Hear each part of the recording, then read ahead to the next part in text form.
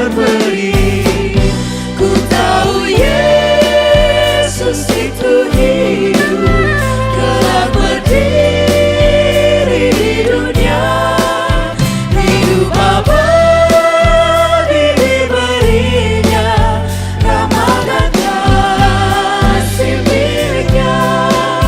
Hidup abadi diberinya, rahmat dan kasih miliknya. Rahmat dan kasih miliknya.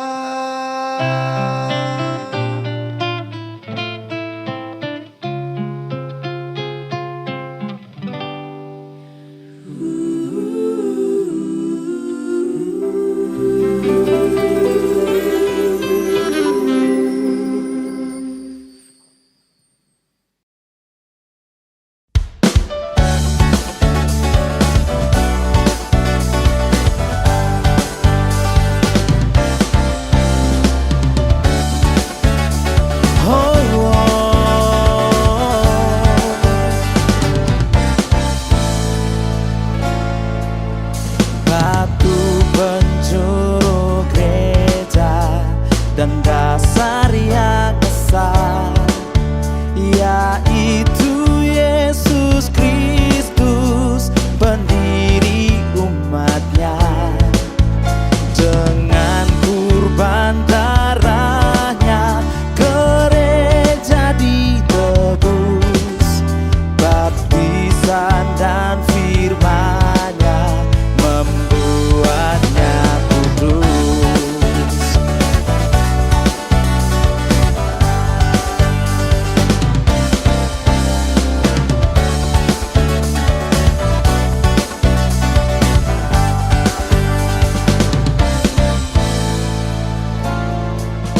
Batu penjuru gereja dan dasar yang esa, yaitu Yesus Kristus, pendiri umatnya.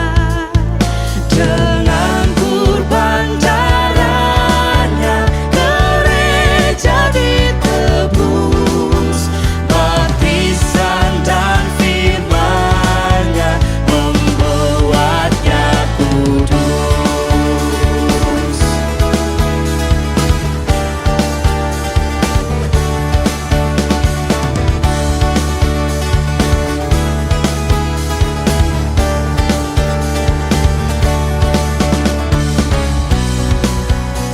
Oh, gereja takkan punah selama-lamanya, dibimbing tangan Tuhan, dibela kasih-Nya. Ditantang pengkhianat dan banyak musuhnya, bertahanlah jemaat dan jaya mulia.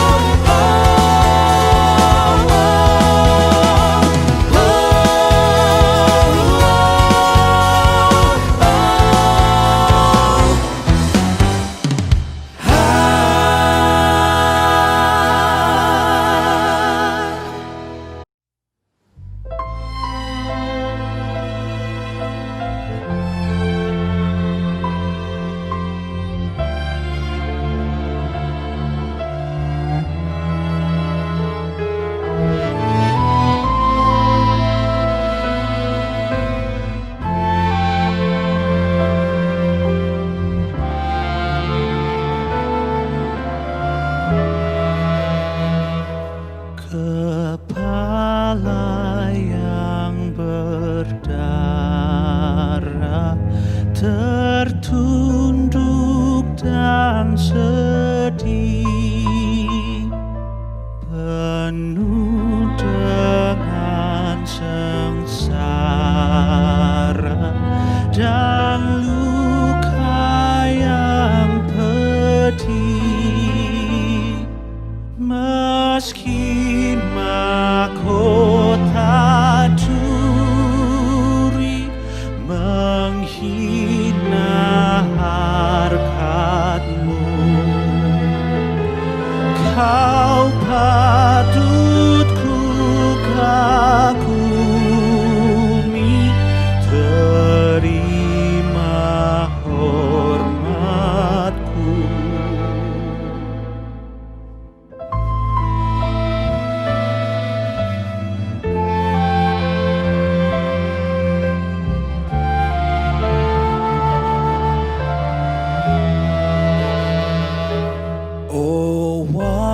Raja yang mulia,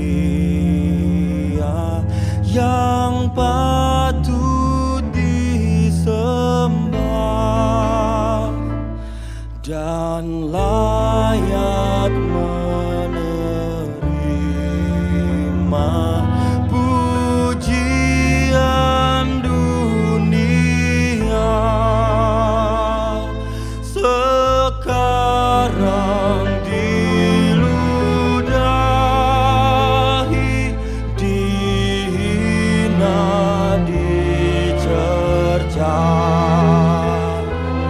disiksa, dilukai.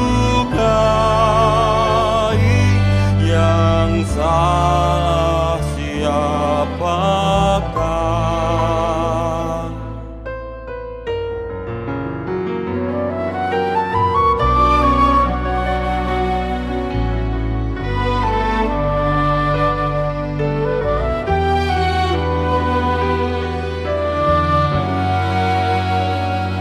Ya Tuhan yang Kau tanggung, yaitu salahku. Dosaku telah Kau gantung di kayu salibmu. Oh, kasihani daku yang harus dicela. Ampunilah hamba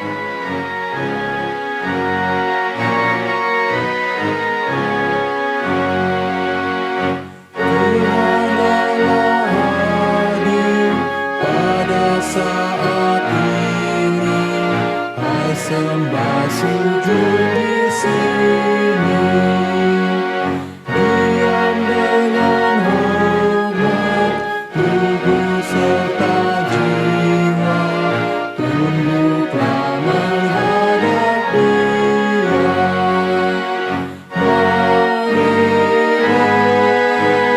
Marilah umatnya, hatimu serahkan dalam kerendahan.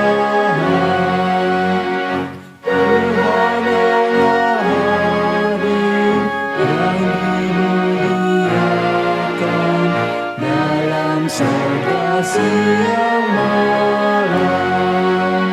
Suci, suci, suci untuk selamanya, dinyanyikan malam sorga.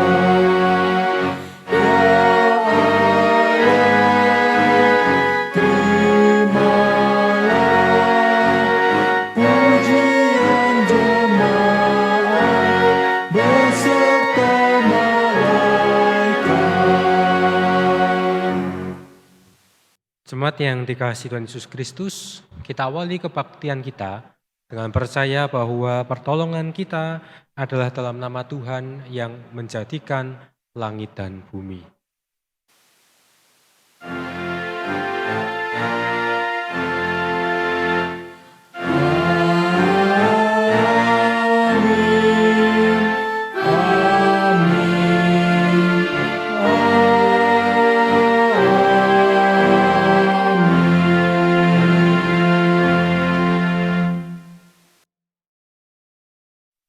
Kasih karunia dan damai sejahtera dari Allah Bapa kita dan dari Tuhan kita Yesus Kristus menyertai saudara sekalian.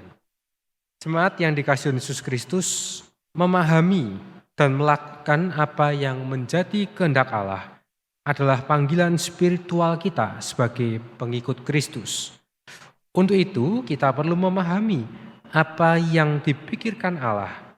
Ini bukan hal yang mudah, tetapi kita dapat memulainya dengan terus belajar tinggal dalam Yesus. Seperti dalam Injil Yohanes 15 ayat 5 yang dituliskan, "Akulah pokok anggur dan kamulah ranting-rantingnya.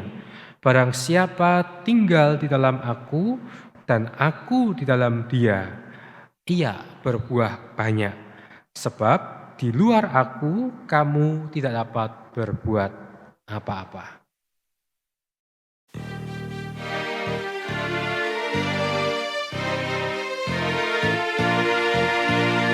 tinggal dalam Yesus, jadilah murid-Nya. Belajarlah firman Tuhan, taat kepadanya. Tinggallah dalam Yesus, andalkan kuasa-Nya. Dialah pokok yang benar, kitalah rantingnya.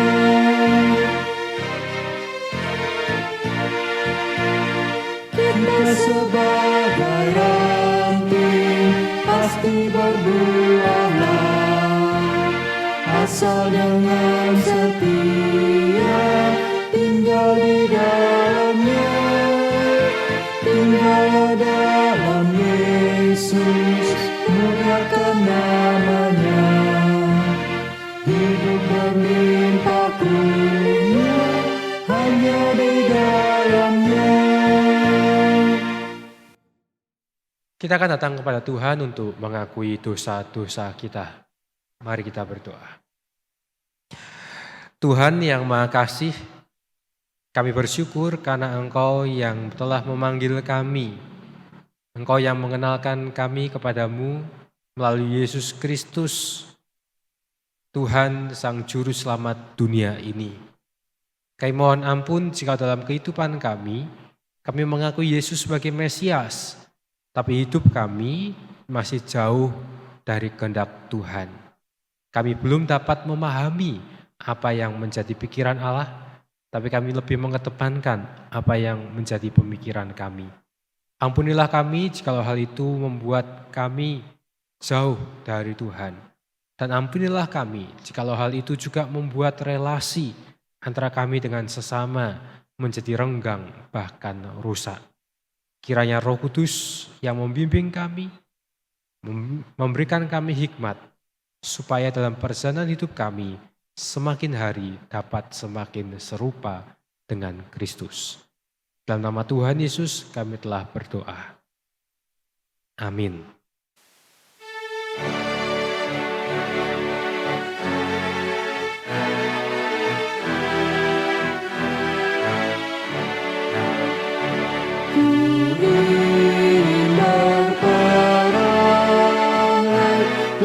Laksana Tuhanku, lemah lembut dan ramah dan manis budiku, tetapi sungguh sayang ternyata ku cemar.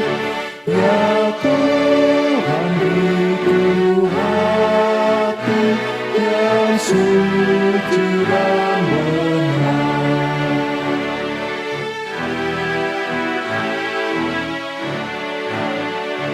Ku ingin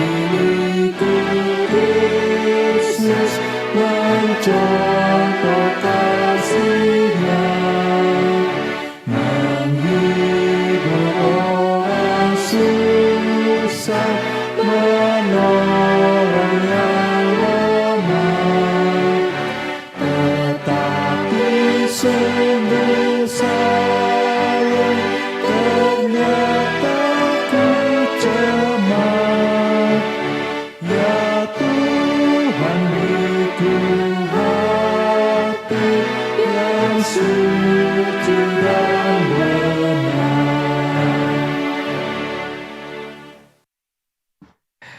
Saudara-saudara yang dikasihi Yesus Kristus, kita yang telah menerima pengampunan dosa dari Tuhan, maka tersedia berita anugerah dari Kolose 3 ayat 1 sampai dengan 3. Karena itu, kalau kamu dibangkitkan bersama dengan Kristus, carilah perkara yang di atas, di mana Kristus ada, duduk di sebelah kanan Allah. Pikirkanlah perkara yang di atas, bukan yang di bumi. Sebab kamu telah mati dan hidupmu tersembunyi bersama dengan Kristus di dalam Allah. Demikianlah berita anugerah dari Tuhan. Salam damai, salam damai, salam, salam damai Kristus besertamu, salam, salam.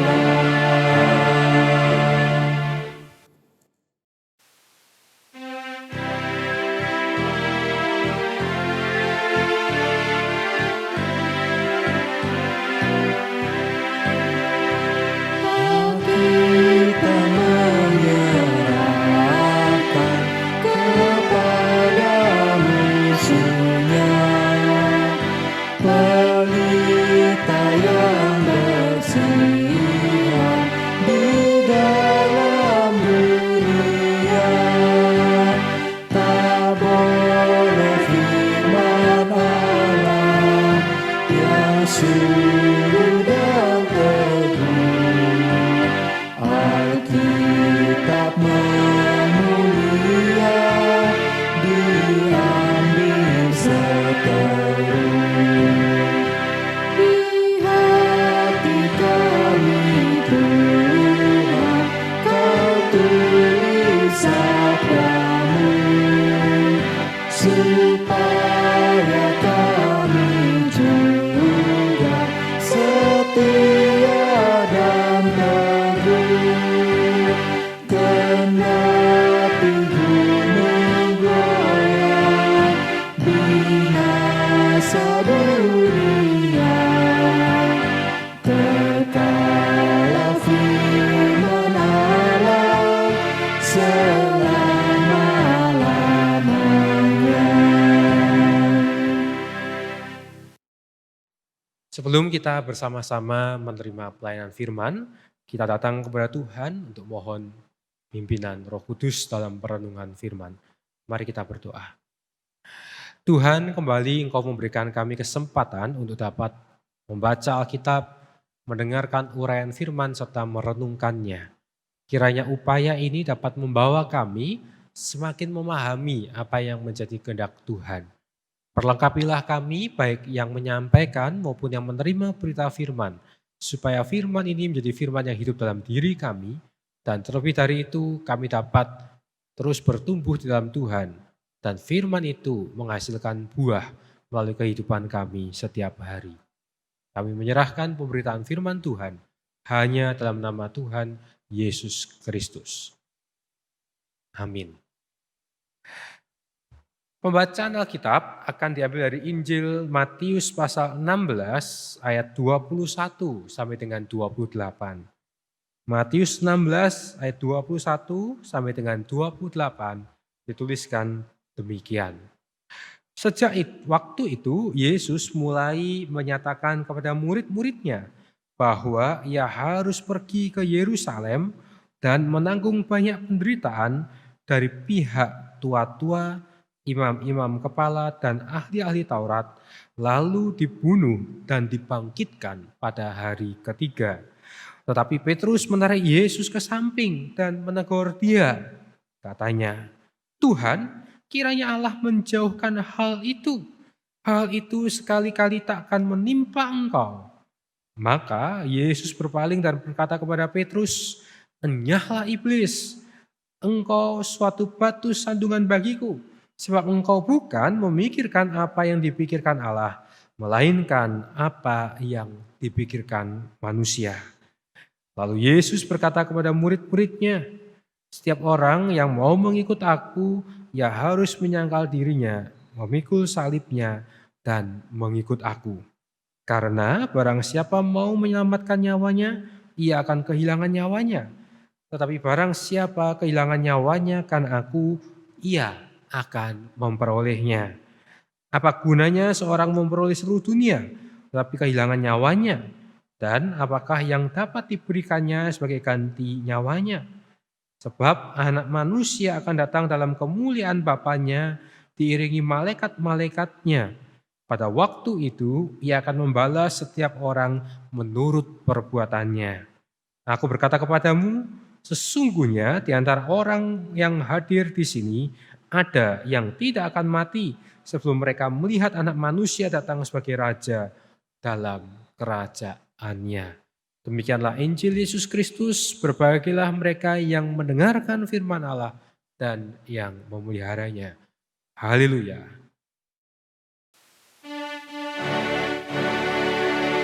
Haleluya, haleluya, haleluya.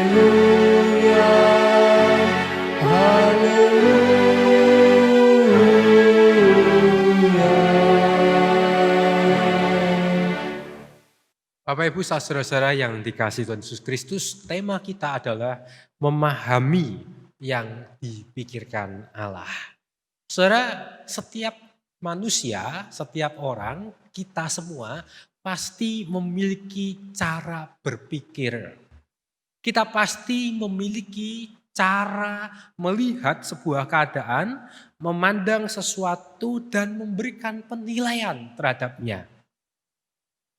Nah, apa yang membuat kita memiliki cara pandang seperti itu? Tidak dapat dipungkiri, saudara, bahwa faktor keluarga, faktor karakter, faktor di mana kita bertumbuh, lingkungan kita akan sangat mempengaruhi bagaimana kita memandang, menilai, dan merespon sesuatu. Nah, tidak dapat dipungkiri, memahami yang dipikirkan sesama kita tidak mudah. Orang tua memahami anak-anak pasti tidak mudah.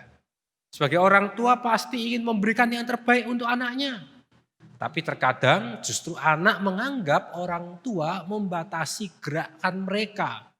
Sehingga anak merasa kehadiran orang tua justru mengganggu dan menghambat mereka.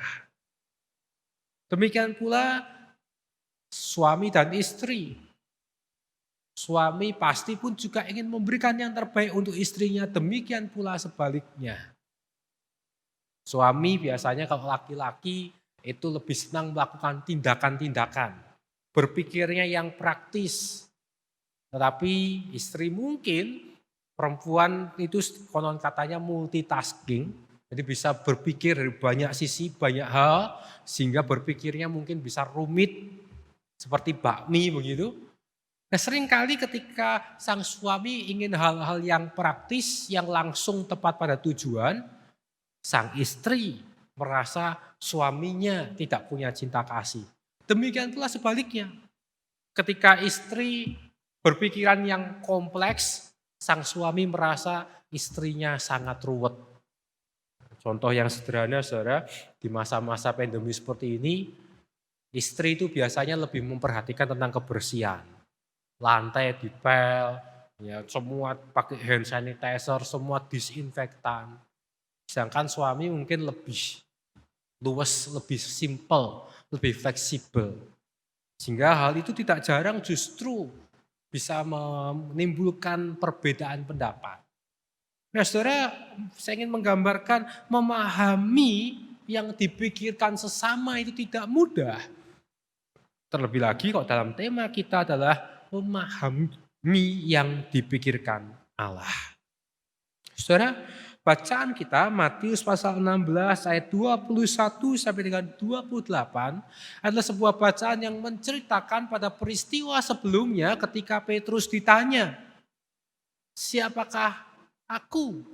Ketika Yesus bertanya kepada para murid dan Petrus menjawab, dikatakan di dalam ayat yang ke-16 perikop sebelumnya, maka jawab Simon Petrus, "Engkau adalah Mesias, Anak Allah yang hidup."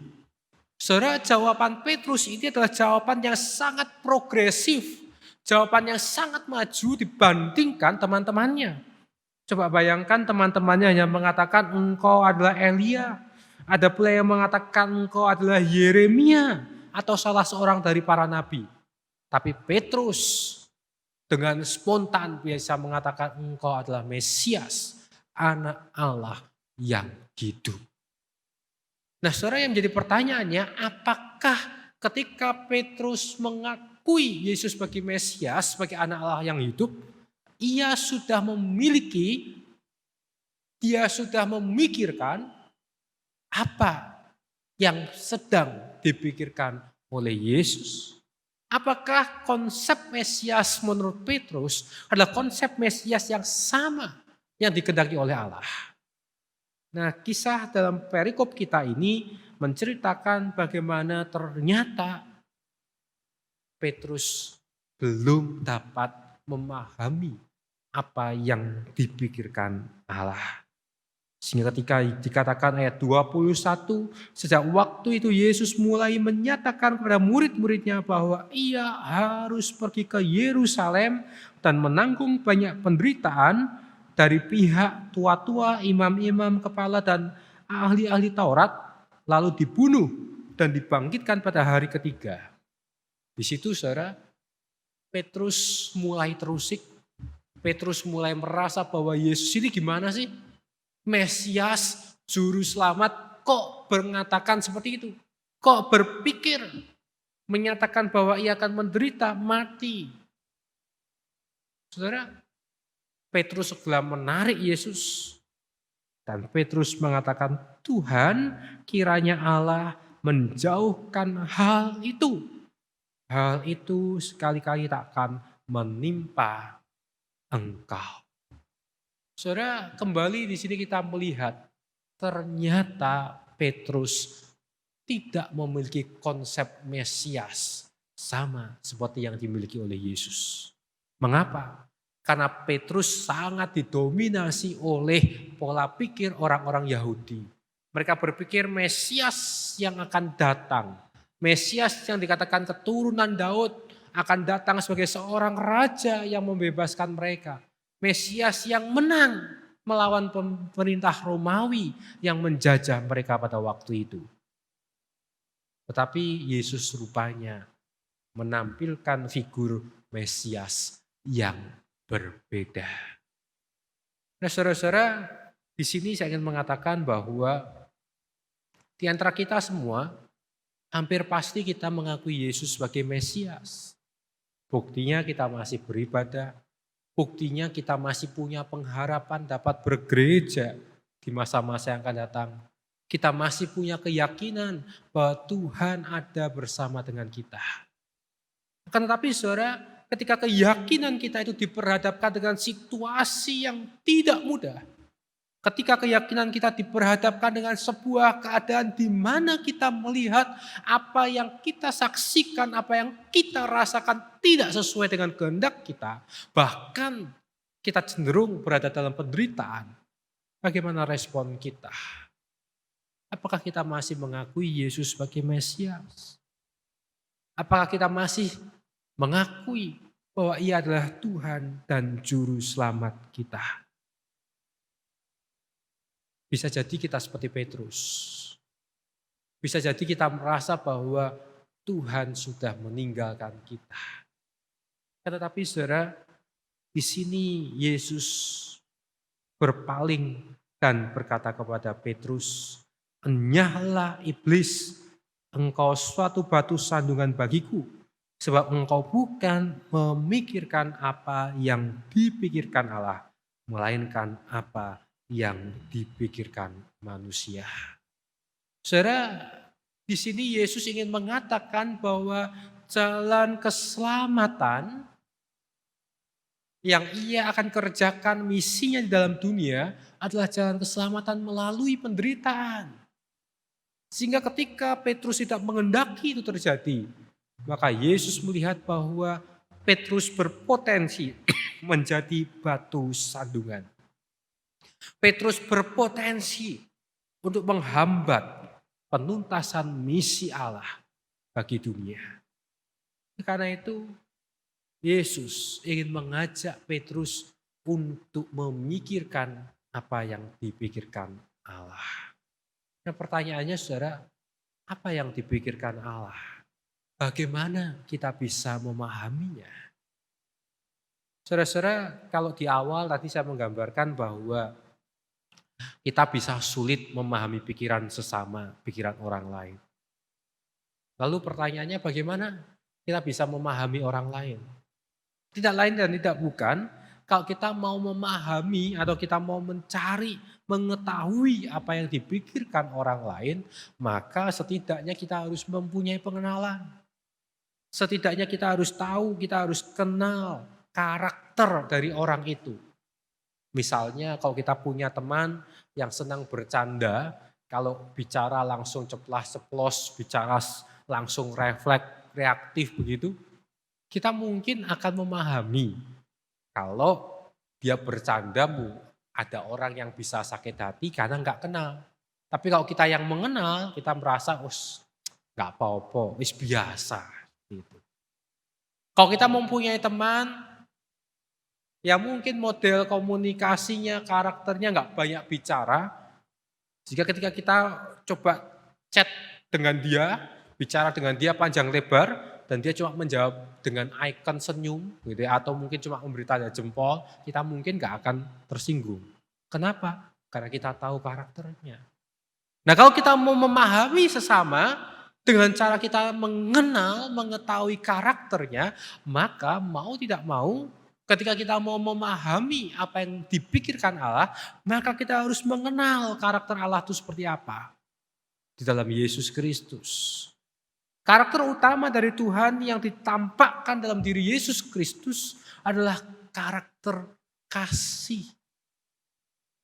Bukankah karakter kasih adalah karakter yang tidak selalu mencari kemenangan? Bukankah karakter kasih adalah karakter yang siap menderita? Karakter yang mau memberikan diri bagi orang lain.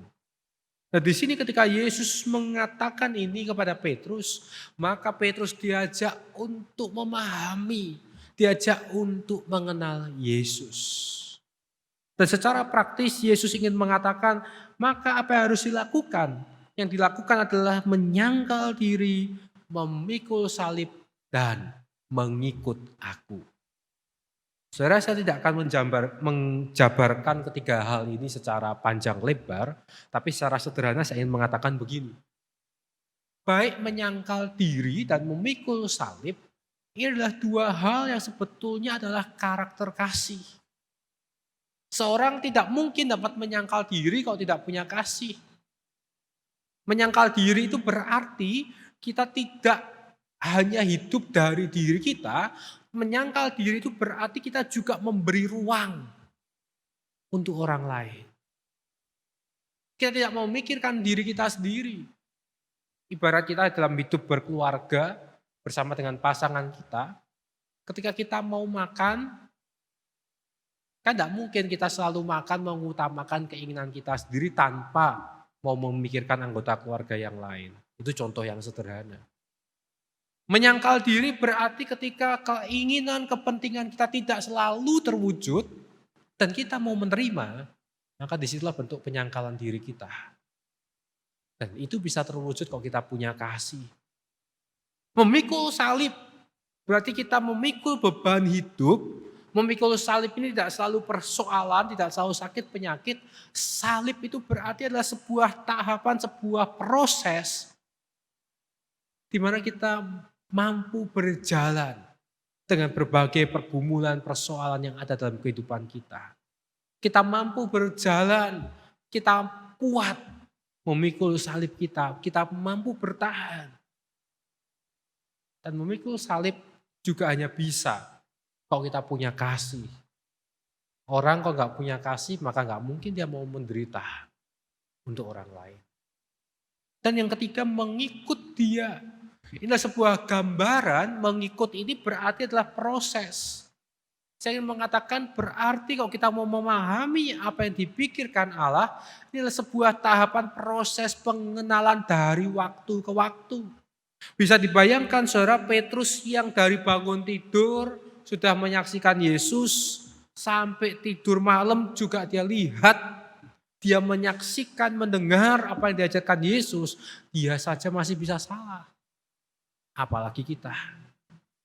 Sehingga mengikut dia berarti adalah sebuah proses kita mau berjalan. Proses di mana kita mau untuk terus-menerus menyelaraskan hidup kita dengan kehendak Tuhan. Nah saudara, ibarat kita mau berproses, memahami, mengerti apa yang dipikirkan Allah. Ya, gambarannya ibarat alat musik yang namanya gitar. Ya, gitar itu kan harus disetem, saudara, ya. Ada senarnya. Senar gitar itu normalnya ada 6 gitu ya. Nah, senar gitar ini selalu diselaraskan, disetem oleh pemusik. Supaya apa? Supaya bisa memainkan atau menghasilkan nada yang tepat. Nah, senar gitar itu bisa molor. Ya, disitulah juga harus terus disesuaikan. Demikian juga dalam kehidupan kita, saudara. Setiap hari kita harus mau disetem. Kita harus mau diselaraskan. Supaya kita menghasilkan nada yang tepat pada posisi yang tepat pada situasi dan kondisi di mana kita berada. Oleh karena itu mengikut dia berarti kita mau berproses, memahami apa yang dipikirkan Allah. Saudara-saudara yang dikasihi Tuhan Yesus Kristus, menjadi pertanyaan bagi kita adalah, kalau kita mengakui Yesus sebagai Mesias, sebagai Juru Selamat kita, Mesias yang semacam apa? Apakah kita mengakui Yesus sebagai Mesias hanya karena kuasanya? Apakah kita mengakui Yesus sebagai Mesias karena kita hanya ingin menerima saja? Atau kita mengakui Yesus sebagai Mesias karena kita mau berproses, mengenal karakter kasih Allah, dan memiliki serta menyatakan cinta kasih kepada sesama kita. Oleh karena itu, marilah kita menyangkal diri kita, memberikan ruang hidup kita bagi sesama, memikul salib. Kita mau menanggung beban, persoalan Tidak ada hidup yang tidak punya persoalan. Setiap kehidupan pasti ada persoalan di dalamnya. Dan kita mau mengikut Yesus. Mengikut berarti kita berjalan bersama-sama dengan Kristus. Kalau itu kita bisa lakukan, maka kita dapat memahami apa yang dipikirkan Allah. Sekali lagi, itu tidak mudah. Tapi itu adalah sesuatu yang harus kita perjuangkan. Selamat berproses, Tuhan yang akan memampukan kita. Amin.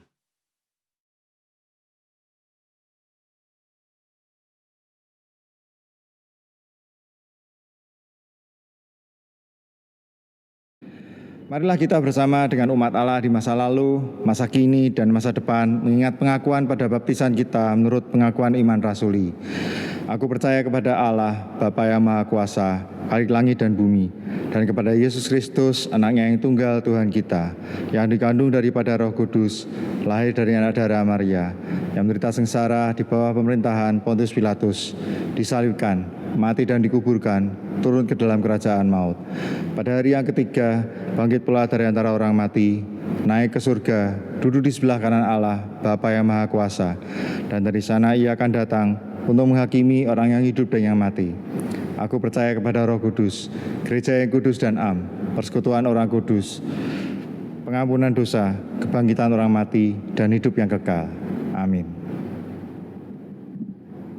Kita akan menaikkan doa-doa syafaat kita. Mari kita berdoa. Tuhan kami yang di surga, kembali kami datang kepadamu. Kami bersyukur karena Tuhan terus menghendaki kami untuk dapat memahami apa yang menjadi pikiran Allah. Dalam segala keterbatasan kami, kiranya Engkau yang memampukan supaya kami dapat betul-betul menyangkal diri, memikul salib dan mengikut Tuhan. Tuhan, kami berdoa untuk kehidupan bergereja di GKI Kutisari Indah. Engkau yang sertai majelis jemaat, pengurus badan pelayanan, seluruh jemaat maupun simpatisan di masa-masa gerejamu tidak dapat melakukan kegiatan secara langsung, tapi mampukanlah GKI Kutisari untuk dapat menjalankan peran dan tanggung jawabnya di tengah-tengah masyarakat di mana mereka berada. Kami berdoa untuk mereka yang sakit, mereka yang bergumul dengan kesehatannya, Tuhan berikan semangat, Tuhan berikan pengharapan, bahkan Tuhan memberikan kesembuhan melalui pengobatan yang dijalani. Kami juga berdoa ya Tuhan untuk kehidupan kami sebagai bangsa dan negara Indonesia. Di masa pandemi ketika kami harus memiliki disiplin diri, menjaga kesehatan, memiliki perilaku hidup bersih dan sehat, kiranya Tuhan memberikan kami semangat untuk berdisiplin. Tuhan juga menyertai para pemimpin bangsa kami ketika melakukan berbagai upaya untuk perbaikan kondisi di Indonesia. Kiranya Tuhan sertai mereka semua. Kami juga berdoa untuk upaya-upaya yang terus ditempuh, baik untuk upaya menemukan vaksin, obat-obatan yang dapat membantu masyarakat, bahkan seluruh dunia ini untuk kembali pulih dari masa pandemi. Tuhan sertai para ilmuwan, dokter yang bekerja, sehingga pada waktu yang nanti kami dapat memperoleh hasil yang terbaik, sehingga kami bersama-sama dapat memperoleh pemulihan yang berasal dari Tuhan. Dan kami juga menyerahkan seluruh kehidupan kami dalam tangan Tuhan, keluarga kami, pekerjaan kami, studi anak-anak kami. Tuhan yang menjaga, melindungi, memberkati kami semua. Dalam nama Tuhan Yesus, kami naikkan doa kami ini. Karena Engkau-lah yang mengajarkan kami doa Bapa kami.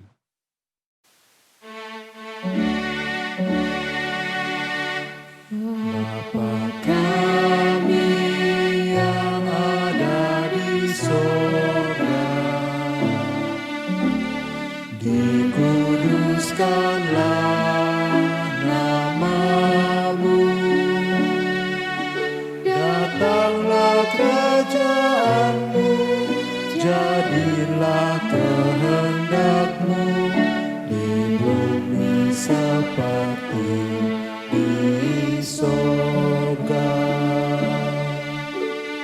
Beri kami hari ini makanan yang secukupnya. Ampuni salah kami seperti kami ampuni yang bersalah pada kami. Jangan bawa kami dalam pencobaan, melainkan lepaskan kami dari yang jahat. Sebab Kaulah yang punya kerajaan dan kuasa dan kemuliaan sampai selama-lamanya.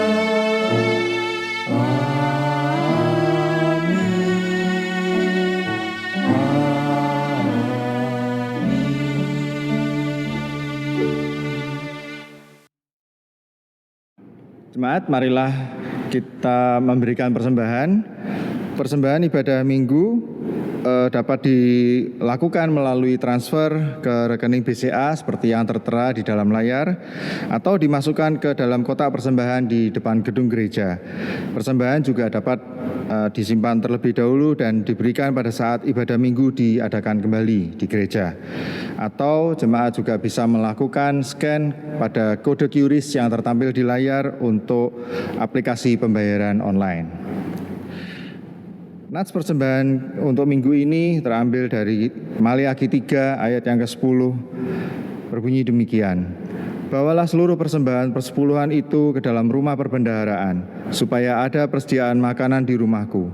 Dan ujilah aku, firman Tuhan semesta alam, apakah aku tidak akan membukakan bagimu tingkap-tingkap langit dan mencurahkan berkat kepadamu sampai berkelimpahan.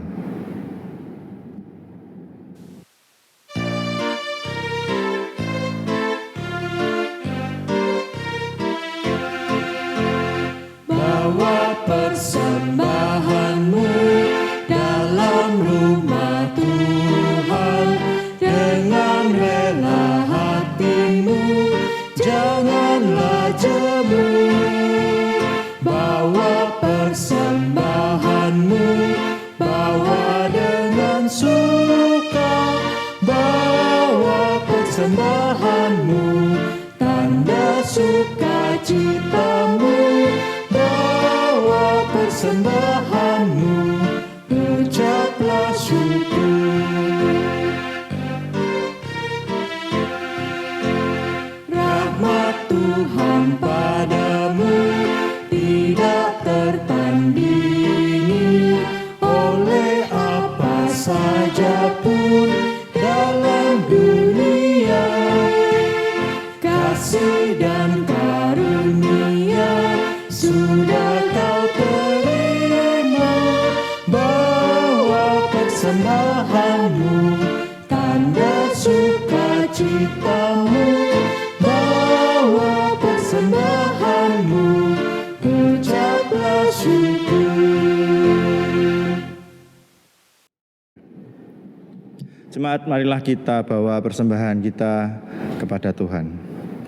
Tuhan, kami mengucap syukur padamu ya Tuhan atas segala berkat yang boleh Engkau limpahkan kepada kami semua, baik di masa-masa kami bahagia maupun di masa-masa saat ini. Kami selalu boleh merasakan berkat dan anugerah-Mu ya saja ya Tuhan. Dan kini kami memberikan persembahan, kiranya Engkau berkati dan Engkau sucikan persembahan ini Tuhan. Berikan juga hikmat pada seluruh majelis jemaat yang akan mengelola persembahan ini. Biarlah kiranya persembahan ini boleh selalu menjadi berkat dan alat untuk pelayanan di tempat ini. Terima kasih Tuhan, kami mau naikkan doa persembahan ini hanya dalam nama Tuhan kami Yesus Kristus. Amin.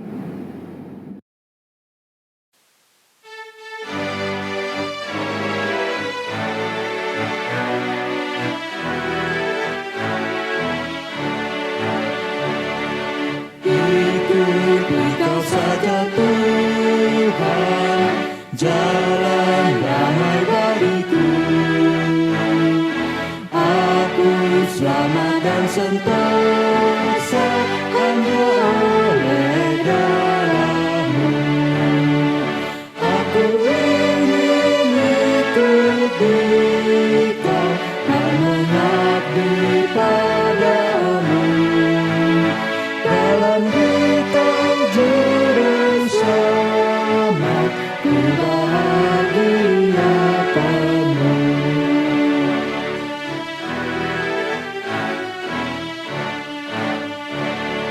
Ikut dalam kesucian, lahir batin yang bersih. Aku rindu mengikuti suri yang Kau beri. Aku ingin ikuti Kau dan mengabdi padamu. Dalam Dikau juru selamat, ku bahagia penuh.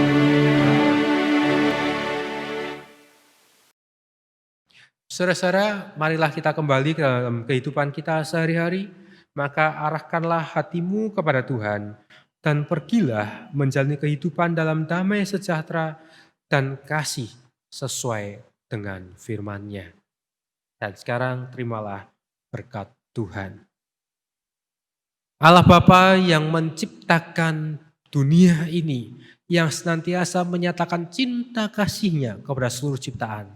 Yesus Kristus yang telah datang ke dalam dunia, memanggil para murid, mengutus para murid dan juga kita semua untuk menjadi saksi di tengah-tengah dunia. Dan kuasa Roh Kudus, Roh Hikmat yang akan memampukan kita untuk semakin hari memahami apa yang dipikirkan Allah.